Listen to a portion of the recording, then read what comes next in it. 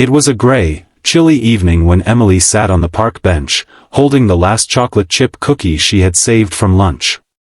Her stomach rumbled, she hadn't eaten much all day. Still, she smiled faintly at the sweetness of having just one small treat left. That's when she noticed him. A man in a wrinkled suit, tie loosened, sitting alone on the next bench. His head was buried in his hands, shoulders slumped in defeat. He looked broken. Emily hesitated. She didn't know him. He looked older, maybe in his 40s, and carried the heaviness of someone who'd just lost everything. Something inside her stirred. Without thinking, she walked over, held out the cookie, and said softly, "You look like you could use this more than me." The man lifted his head. His eyes, tired, red-rimmed, locked onto hers. For a moment, he just stared, as if no one had shown him kindness in a very long time. Slowly, he accepted the cookie, his hand trembling. "Thank you," he whispered, his voice hoarse. "You have no idea how much this means." Emily smiled. Sometimes, the smallest things make the biggest difference. What she didn't know was that the man sitting before her wasn't just a stranger. He was Alexander Grant, the CEO of one of the largest companies in the city. A man with millions in the bank, and yet, in that moment, he felt poorer than anyone.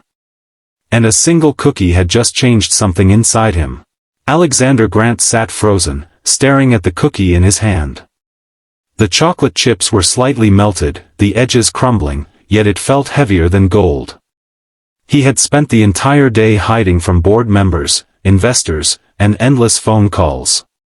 His billion-dollar company was thriving, but his personal life was falling apart.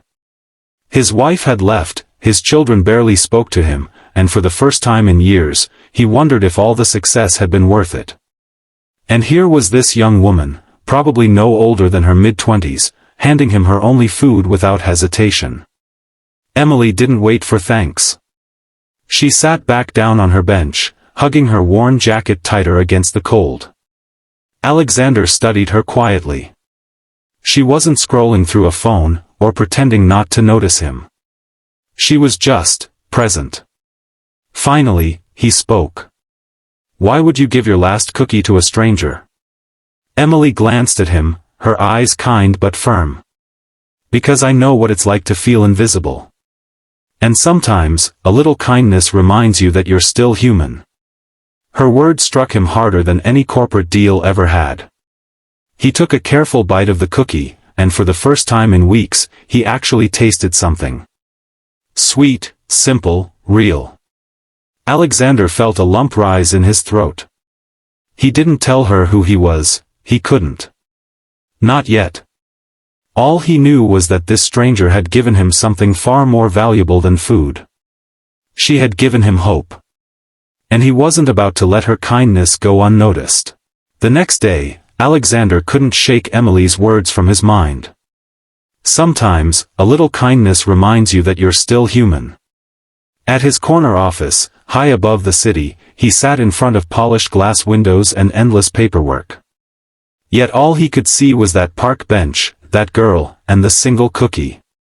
On impulse, he asked his driver to circle past the park that evening. And there she was, Emily, sitting with a worn notebook in her lap, scribbling furiously under the dim glow of a street lamp. Curiosity tugged at him.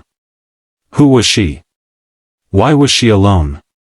Over the next week, he observed discreetly. Emily wasn't homeless, but she clearly struggled. She worked long shifts at a local cafe, often leaving with tired eyes and sore hands. Yet every evening, she returned to the same park bench, notebook in hand, writing as though the world depended on it. One night, he finally asked, "What do you write about?" She looked startled but then smiled shyly. "Dreams. Stories. Things that remind me life can still be beautiful, even when it's hard." Her honesty disarmed him. She didn't complain about her struggles, didn't ask for anything. She simply believed, in kindness, in hope, in the possibility of better days. Alexander realized then that while he had millions, she had something far rarer, resilience. And though she didn't know it, Emily was slowly teaching him how to be human again. Alexander couldn't stop thinking about Emily's resilience. She reminded him of something he had long forgotten, that life wasn't just about wealth, but about meaning.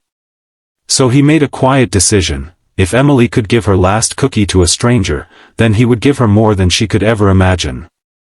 The next morning, he walked into the cafe where she worked. She was behind the counter, smiling tiredly at customers, balancing trays with practiced grace. Her shoes were worn, her uniform faded, yet she greeted every person as if they mattered.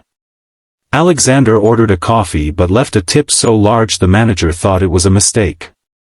Emily, confused, tucked it into the jar with a blush. The following week, he arranged, anonymously, for her rent to be paid ahead for 6 months. She didn't know who had done it, but when she received the notice from her landlord, she cried quietly on her park bench, notebook in hand. Still, Alexander didn't reveal himself. Not yet. He wanted her to see that the world had kindness in it, not just cruelty.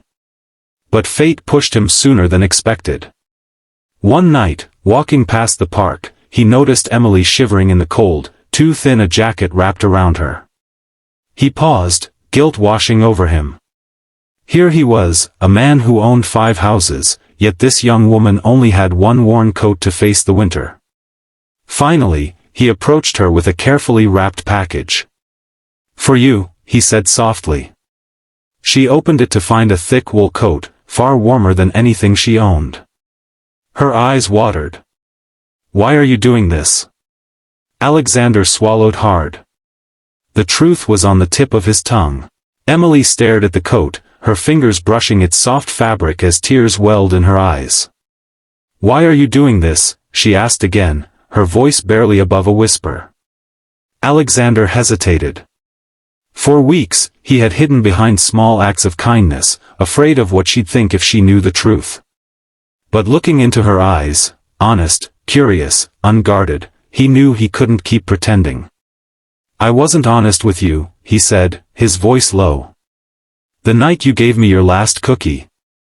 I wasn't just some sad man on a bench. My name is Alexander Grant. I'm the CEO of Grant Industries." Emily blinked, stunned. "Wait, you? The billionaire?" He nodded, guilt pressing heavy on his chest.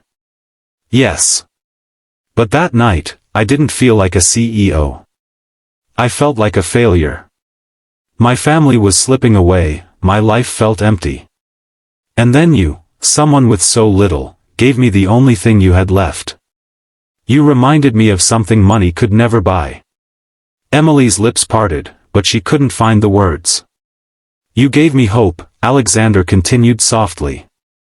"And now, I want to give you the chance to chase your dreams. Whatever's in that notebook, let the world see it. I'll make sure of it." Emily clutched the notebook to her chest, overwhelmed. No one had ever believed in her writing, not even herself. But here was a man who had everything, telling her she was enough. For the first time in years, both of them felt something powerful, renewed, alive, connected by kindness. One cookie had started it. And now, a new chapter was about to begin.